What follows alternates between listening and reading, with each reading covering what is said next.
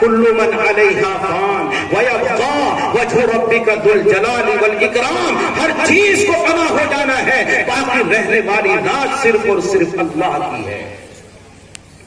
اللہ تبارک و تعالیٰ نے اس کائنات کے نظام کے درہم برمانے کو قرآن کریم کے اندر ایک جگہ نہیں بلکہ بہت ساری صورتوں میں بہت ساری جگہوں پر اللہ نے اس کو بیان فرمایا. کہیں ہم سب کا آقا و ہم سب کا خلاق، ہم سب کا مالک قرآن کے اندر کہتا ہے اذا وقعت الواقعہ لیس لوقعتها کاذبہ خافضۃ الرافعہ اذا رجت الارض رجا وبست الجبال بسا وكانت هباء منبثا.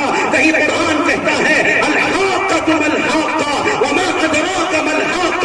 کہیں قرآن کہتا ہے القارعۃ ما القارعۃ وما ادراک ما القارعۃ. کہیں قرآن کہتا ہے اذا الشمس كورت واذا النجوم انكدرت واذا الجبال سيرت واذا العشار عطلت واذا الوحوش حشرت واذا البحار سجرت. کہیں قرآن کہتا ہے اذا السماء انفطرت واذا الكواكب انتثرت واذا البحار فجرت. کہیں قرآن کہتا ہے اذا السماء انشقت واذنت لربها وحقت واذا الارض مدت والقت ما فيها وتخلت. اللہ پاک نے اس نظام کائنات کے درہم برہم ہونے کو قرآن کی بہت ساری آیات کے اندر بیان فرمایا.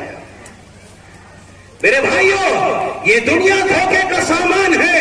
یہاں کی دنیا کی ہر چیز پانی ہے، ہر چیز ختم ہونے والی ہے. جس طرح سے کوئی انسان کھیل تماشے کی وجہ سے بارونق جگہ کو، کھیل تماشے کی وجہ سے چمک دمک والی جگہ کو، کھیل تماشے کی وجہ سے روشنی اور اس کے قمقموں کو اصلی سمجھ کر اس سے دل لگا لے تو اسے بیوقوف کہا جاتا ہے. بالکل اسی طرح سے اس عارضی دنیا کے اندر اگر آدمی اپنے آپ کو پھنسا کر آخرت کو بھولا بیٹھے تو وہ بھی عقل مند نہیں بلکہ وہ بھی بیوقوف کہا جائے گا.